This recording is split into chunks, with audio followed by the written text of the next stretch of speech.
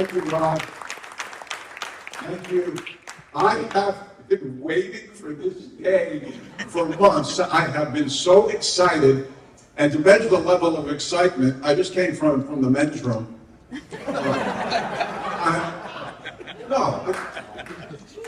And the level of noise, you guys just broke, and the place was filled with all the guys. You could not hear yourself think, because that level of excitement is at every moment in this event. That kind of puts a picture about what's happening here. So that's me, author, speaker, business consultant. You can see some of the businesses that I've been honored to be able to speak at or speak with. But this is the big one here. Last night I talked about what I've been observing here relative to my history of working for a company for 3 generations of the family for 47 years. And what I saw in the beginning, I see happening here with this group. I watched the leaders, the initial leaders, trip, fall, make mistakes, but carry on to build and find those who create the greatest McDonald's franchise, in my opinion, and many others, in the country. Just a little factoids about that. We operated in the Tampa Bay area, and in Jacksonville, and in Tallahassee at one point. We had 79 restaurants at one point.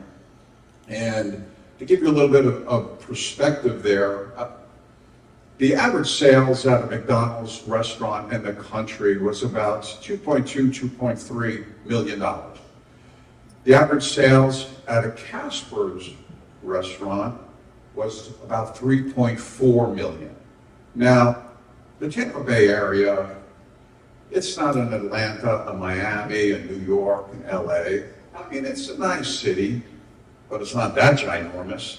So how do you produce at that kind of a level that makes you number one in the country? Well, those are some of the things we're going to talk about, and it's all going to boil down to the title of my book, Generating Happiness, 47 Years of Life Lessons Under the Arches. That book was a legacy piece for me.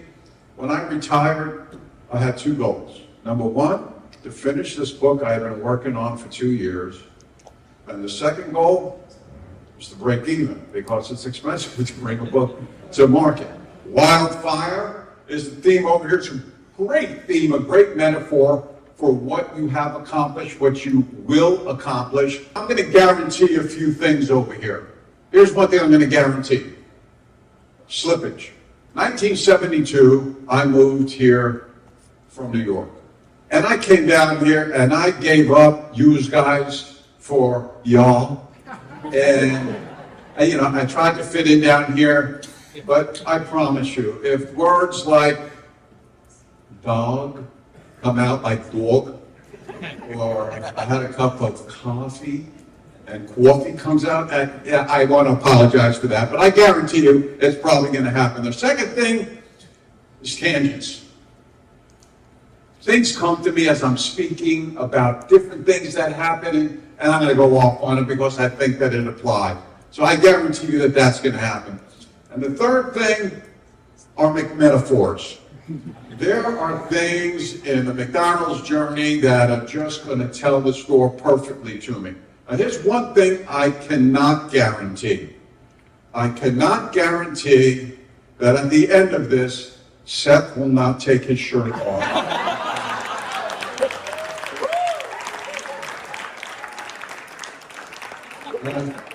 There's no guarantee about that. Okay. The first question is, on a scale of 1 to 10, how happy are you? Right, raise your hand. Here's some statistics. In the U.S., the average is 6.89, and that is based on 134 countries. United States is ranked 16th in the world. Where can you find happiness? All right, that's a pretty big question here. Well, I'll tell you, it's not found in a person, place, or thing. It is found in doing. Happiness is found in using your gifted talent in service to others. And we are going to drill down into that intimately. We are now going to go on a field trip. 1994. Who was not even born in 1994? Shut up. Nansingoniyama! Bakitin babasiti yung Ingoniyama? That's Zulu. The movie. The Lion King. You didn't know I could speak Zulu, did you? I got one down. All right. So, who saw the movie The Lion King? Raise your hand. I think most of you did. That's why we're going on a mental field trip here. So, here we go. Remember? Simba. He left the jungle. His dad Mufasa died. And he ran into Pumbaa and Timon. And they were just living the Hakuna Matata life. Hakuna Matata. Remember that? And he was just having a grand old time until he ran into his original lion cub babe, Nala. Yeah, Nala had grown up a little bit, and so did he. And she told him, "Man, Simba, you gotta come back. The jungle is trash. They need you back." And he said, "No, not me." He says, "I'm living the Hakuna Matata life. I'm loving it. I'm not coming back." But as fate would have it, there's a metaphor about who you meet on your journey here. He runs into Rafiki. Remember? And he is alive, and he sees Simba, and Simba says, "But my father, Mufasa, he's dead." He said, "No, I know your father. Follow me." Remember? And he follows Rafiki to the reflecting pool. And then he takes his staff, and he swirls the water, and he says, "Look closer, Simba. Look closer." And he starts stirring the water, and he sees this image come up. That's a reflection. And he looks up into the cloud. And he sees Mufasa. He sees his dad. And in the booming voice of James Earl Jones, who God, I'm sure, received him well, he just passed last week, 93 years old. What an incredible voice. And that voice says to Simba, he says, "Simba, remember who you are." And that is what sent him back to the jungle, save the day, and you remember the rest of the movie. So, back to work. Generating happiness. The pursuit, the capture, and the result. So we're going to talk about all of these, and we're gonna dig deep into them. I lost my place here. Give me a second. There it is. And we're going to start out by asking, what is work? And it's a generic question. And for most people, not in this room, but elsewhere, work it's a paycheck. It's a way to pay some bills. And for some, and unfortunately, it's just a temporary waypoint. How you look at each of those will determine what future outcomes are. So, here is what work really is. And I'm going to ask you all, I'll read the first one, and I'm going to ask you all to read the other ones. Here's what work is. A huge part, 25% of your life is going to be spent working. I mean, what, 25%? It's a quarter. And that's like both your legs and an arm, cut them off. It's a quarter of your life. Shouldn't it be a place that you understand is significant, where you can be happy? Okay, next. That's what fascinates me about some people. It's like, oh crap, I gotta go to work today. And they leave their home, and it is this other world, this other sphere in the etheric somewhere that they go to, completely separate from their life. And then they leave it and they come home and they never talk about it. That should not be the case. If it is a place that you are proud of, that is providing for your family, that's going to be 25% of your life, it's part of the whole deal. It is a part of the continuum of your life. Lastly, on this screen, it is a place where you get the opportunity to impact lives. And this turns into the generating happiness message with what you do and the impact that you have. Everyone that works has a product, service, or a thing that they are providing for others. It's service. You are serving others through what you do. Those that you serve, their lives are changed, their lives are impact, and you need to understand what you do, your service, your thing, is impacting lives. We're going to bring that home by the end of this. Okay, so what work is, if you can find it? And I want to congratulate every individual in the room, whether you found it or it found you. This is what work at Urban Young is. It's a place where the success of the business is predicated on your success. And you can look at everything that is written about Urban Young, either on their website and their podcasts and so forth. This is their goal, making you successful. They know by default, if they make you successful, they ultimately will be successful. All right, next. Where you feel significant and appreciated in your role, no matter what position. Where you are taught how to be a leader, not just an employee. Okay, McMetaphor. So I'm now Vice President of Community Relations, and I'm visiting some of our restaurants. And this restaurant that I was visiting was one that I was a general manager at one point. I was in there for lunch, visiting a restaurant. I go in there, shake hands. Sometimes I jump on fries and cook, or I hand out some of the things in the Happy Meal just to interact, with some of the employees. But this one, I just came into the lobby, and there was a construction crew that came in, because they all had those vests on and all.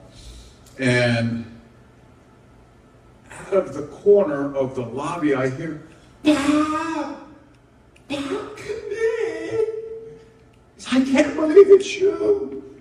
I am the man. And he's saying this in the lobby, and they're all, I am the man I am today because of you.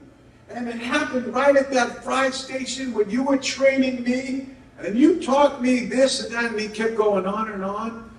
And we're talking 20 some odd years later, I didn't fully recognize him except his eyes. He had these big ass eyes. They were big, and I called him googly eyes. And I said, googly eyes. And he hugged me and thanked me for what I meant to him in his life and his journey. And obviously, it was pretty successful. He had his whole team and his crew in there. I didn't know. I was just doing my thing at the best that I could, and it makes an impact. That's happening here in this room. When the core team that you have in here shares their stories, their secrets, where the company's most important investment is in its people. Look where you are. This ain't cheap to be here. This is an investment in you.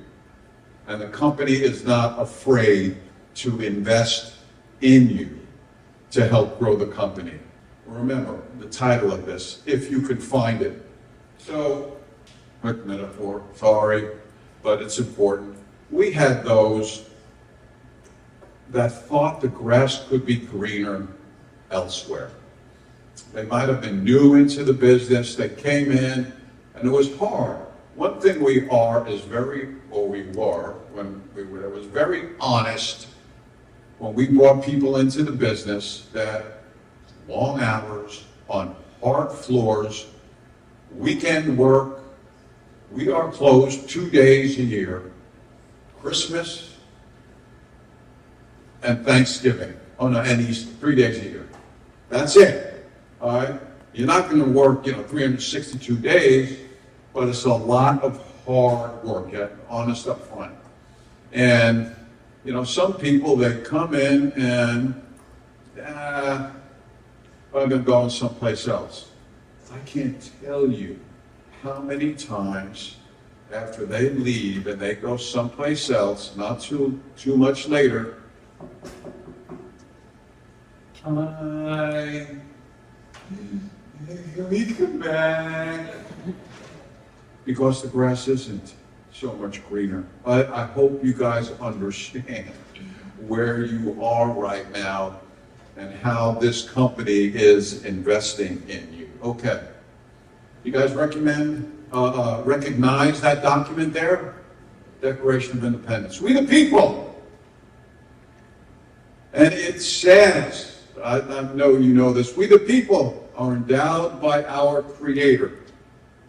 The most brilliant podcasts, most brilliant documents and books always have faith folded into it somewhere. Endowed by our Creator with certain inalienable rights, that among them are life, liberty, and the pursuit of happiness. Well, they put it in there, and I believe that document was biblically inspired and actually had the hand of God to help them produce that. Why am I here? You know what I discovered? 2% of adults ever ask themselves that question. Why am I here? Discovering your purpose. In the course of doing what you do, sometimes you just don't know the impact that you are having on people. And that's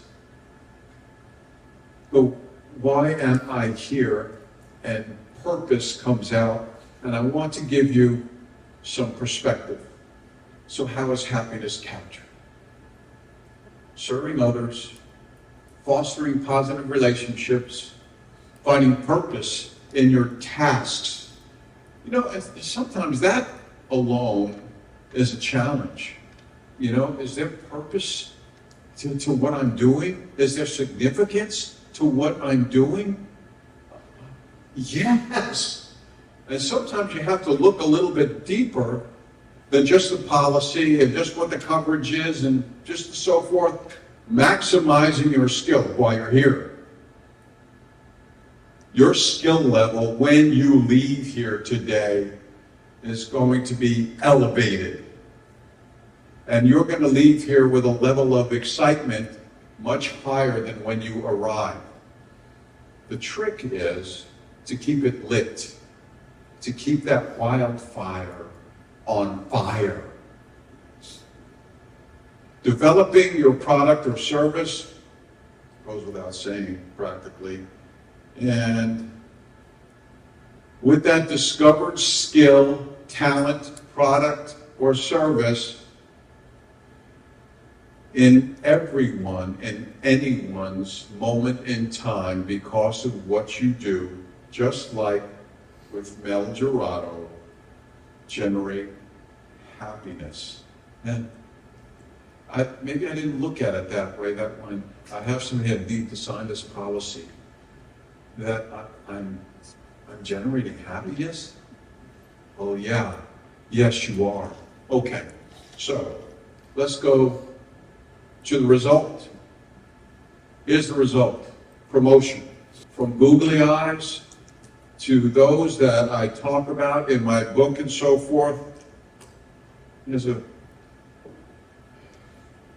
another story. Cedric Christopher. It's a punk kid from the hood. And he applied at our restaurant on 56th Street. Bit of a wise ass, thought he knew better than any policy that we had, until the general manager at the store, her name was Robbie Overly, literally grabbed him by the scuff of the neck and said, "You have so much potential.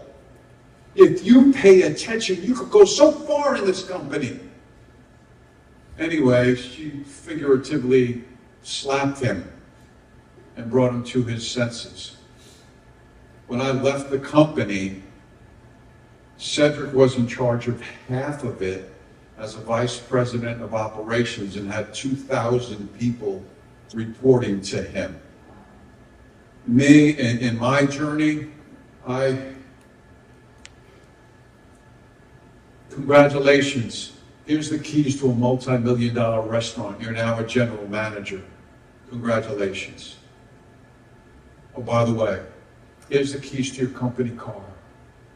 It's from a fry person to a general manager of a multi-million-dollar business. That's happening here.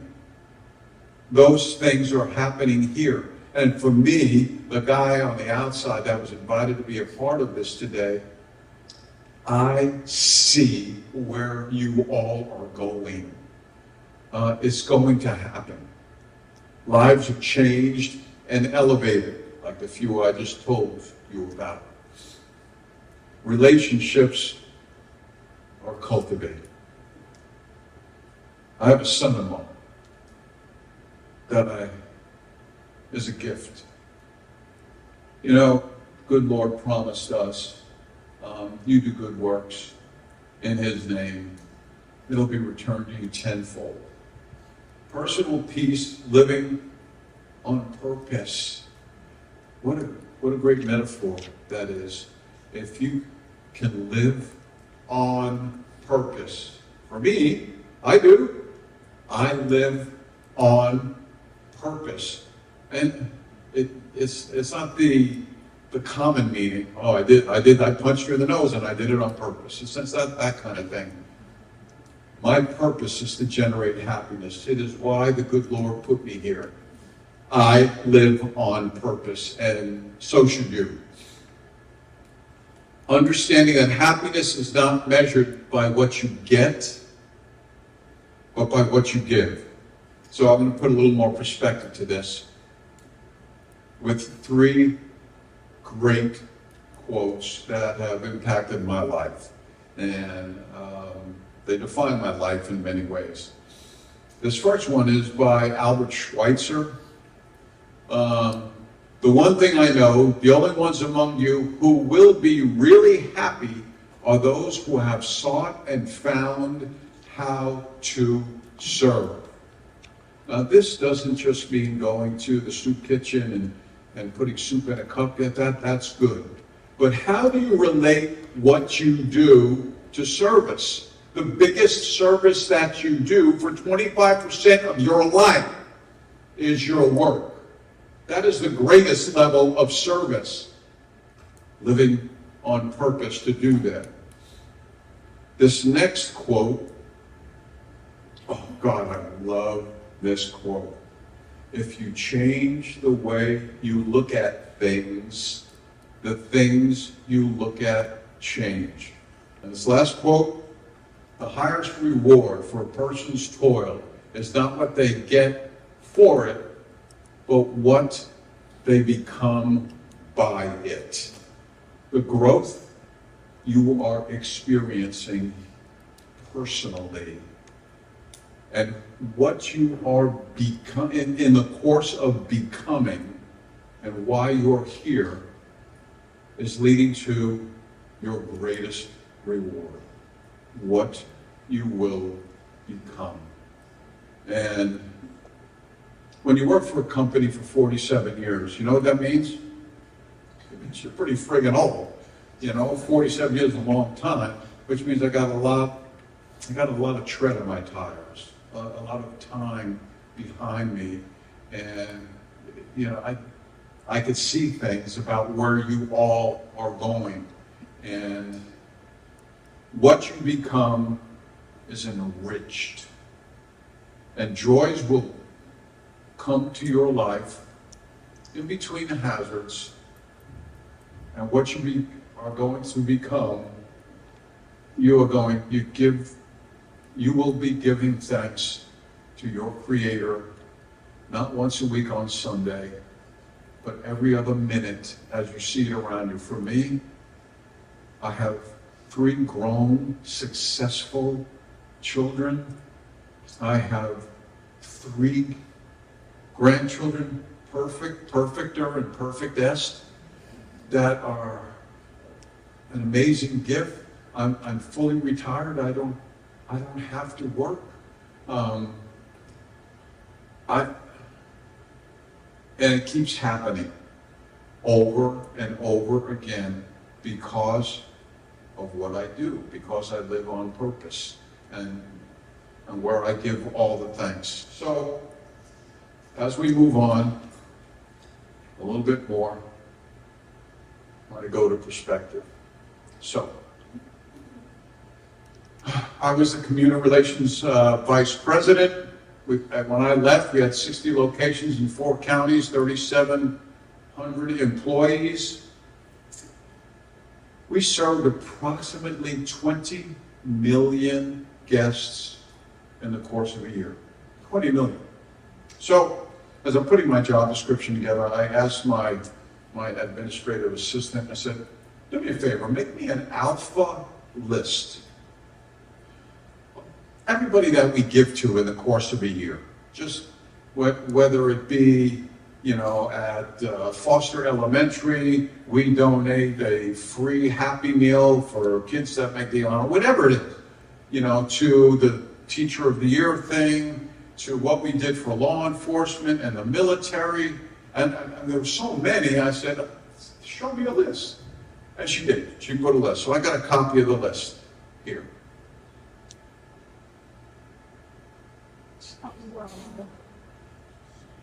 That's page 1. That is page 2.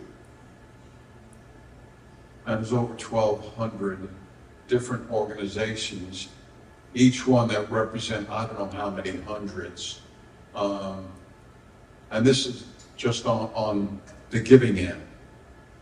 That's my perspective on when I put together my definition of generating happiness, all those lives that we were able to touch in so many ways. On a grand scale, what we did for law enforcement, at the outset of COVID, you may recall at that time, law enforcement was getting a lot of crap. There were some bad things that happened in some communities, and they labeled law enforcement that they need to be defunded or eliminated. Anyway, they were getting a bad rap. We love our law enforcement. And yeah, I'm glad you're good job. So I put together a program. I said every precinct, every home office, we're going to deliver a free breakfast for all of them. 10 1,000 free breakfasts to all law enforcement with a thank you. Thank you for what you do. We love you out there. So every law enforcement agency is listed in there somewhere. And I have a chapter in the book called, not defund the police, the chapter is called Defend the Police and what happens when you do. Okay, you want to hear? Okay, that's it. We were told that we were going to have a protest by SEIU, the Service Employees International Union. Lord forgive me, I should not be saying this. I hate them. Fight for 15. You hate your employees. You enslave them. You should, yeah, what kind of car do you should. And they come with posters with a Ronald McDonald thing that they come down the street with. We got the word that this giant protest is going to happen at a local park, and they are going to march down the 6 lanes of Fowler Avenue to our McDonald's. And they're going to shut us down. And what I know about them in the past, this was a national day of, whatever they want to call it, day of disruption, I think they called it, where they come and they park in your drive-through and then they don't move. They put glue in the locks of your doors. They block your entrances. They intimidate your customers. They intimidate you. This is what they do, die-ins. Die-ins are when they come into your restaurant and they just die. They lay down on the floor so you can't do business. You know, their whole objective is to disrupt, and there's a term for that, civil disobedience, they call that. Now, I have a concealed carry license, and if I could shot, but I can't.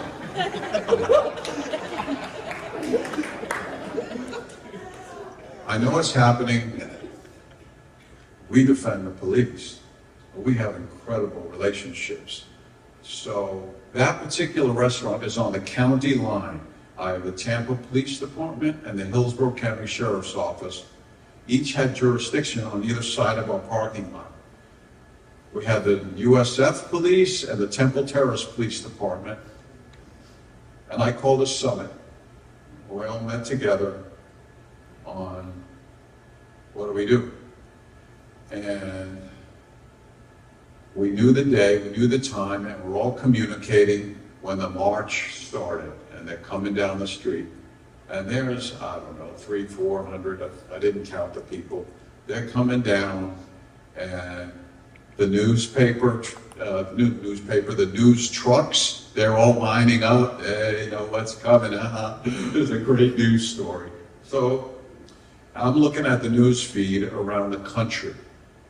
New York, LA, whatnot, businesses, the die-ins are happening. It's been, and coming down the street. Oh, God. So they're coming in. What I do whenever there's a protest, I mean, I had PETA and I've had them in the past, I always meet them on the right of way, and on the sidewalk is county property or city property. On the other side of that is our property. It's private property. I get to say what happens on private property. All right? They can go on public property. That's what they have a right to protest. So whoever is their leader, and they come, they make it to our perimeter, and I welcome them. Welcome to McDonald's. I said, I see all of you are here, and you are absolutely welcome to exercise your First Amendment rights from here out on public property. From here in is private property. You're not welcome here. You step on this property, you will be arrested. We had a perimeter of police officers around our whole property that allowed any traffic to come in and out so we could stay and do our business. And they're all out there with their signs and whatnot, but not one of them stepped onto our property. And I look at the rest of the country, and I say, thank you, Lord. I'm glad we defend the police. So the good you do, and sometimes in the most unopportune ways, you're not thinking about it, will come back to you.